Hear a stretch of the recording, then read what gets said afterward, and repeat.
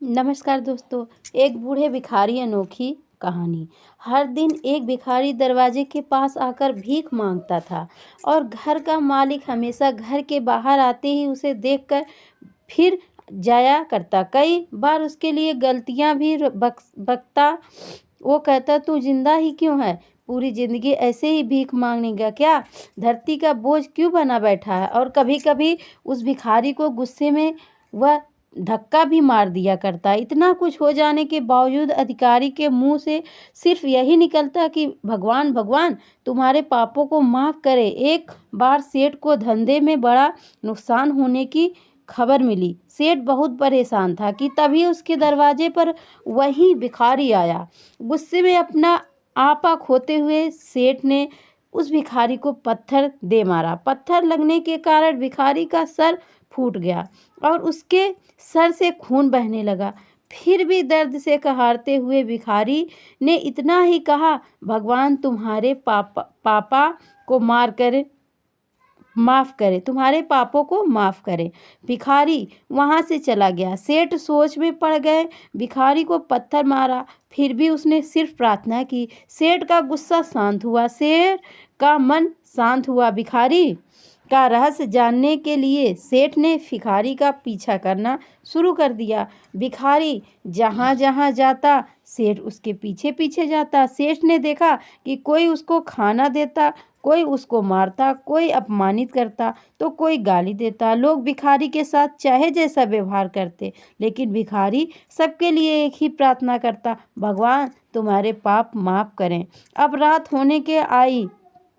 भिखारी अपने घर जाने के लिए लौटा। वो अपने घर पहुंच गया, लेकिन सेठ अब भी उसका पीछा कर ही रहा था।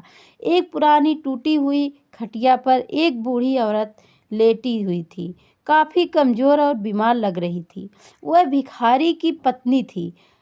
अपने पति को वापस आता देख वह पत्नी अपने पति के वाले कटोरे में देखा, उसमें सिर्फ आधी बासी रोटी थी। उसे देखकर वह बोली, आज बस इतना ही मिला? और हाँ, आपके सिर से खून निकल रहा है, ये चोट कैसे लगी? बूढ़ा भिखारी बोला, आज बस इतना ही मिला, किसी ने कुछ दिया ही नहीं।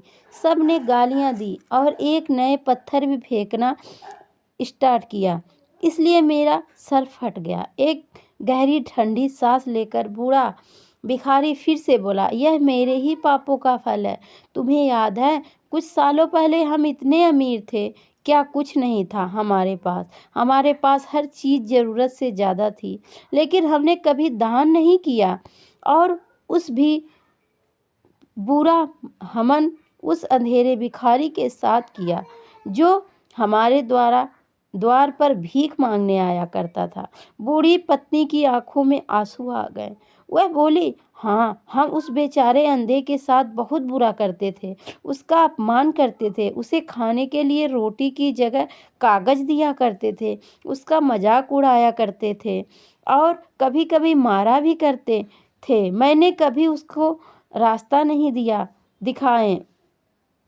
एक बार मैंने उसके मुंह पर मिट्टी भी फेंकी थी और वह हमेशा दुखी होकर यही कहता कि भगवान तुम्हें हमारे किए की सजा देगा, भगवान तुम्हारे पापों की सजा जरूर देगा। उसका श्राप सच हुआ और हम इस दुखी भरी जिंदगी में आ गए। भिखारी बोला, हाँ, उसका श्राप सच हुआ, इसलिए मैं किसी को बद्दुआ नहीं देता, चाहे कोई मेरे साथ कैसा भी बर्ताव करे। मैं हमेशा उसके लिए प्रार्थना करता हूँ। मैं नहीं चाहता कि कोई भी हमारे जैसे जिंदगी का अनुभव करे, किसी को भी हमारे जैसे दुखों का सामना करना पड़े। वो नहीं जानते कि वह कितना बड़ा पाप कर रहे हैं, इसलिए अनजाने में हुए पाप की ऐसी सजा की किसी को भी मिले मैं नहीं चाहता। सेठ वहीं पर चुप कर यह सारी बातें सुन रहा था।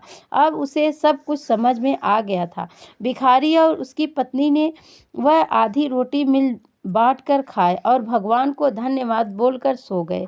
अगले दिन बड़ा भिखारी फिर से भीख मांगने गया। सेठ के घर के पास जाते हैं सेठ ने पहले से गर्म रोटियां उसके लिए निकाल कर रखी थी। उसे देखते हुए सेठ विनम्रता से बोला, माफ़ कर दीजिए बाबा, उसे बहुत बड़ी गलती हो गई। बूढ़ा भिखारी बोला, भगवान तेरा भला करे। इतना कहकर वह आगे निकल गया। इस कहानी से जो सीख लेने लायक है वह बड़ी ही सिंपल है कि आदमी चाहे किसी के बारे में बुरा कहे या भला कहे, लेकिन भगवान सिर्फ कर्म के हिसाब से उसको फल देता है। और क्या हुआ अगर भगवान नहीं दिखता है।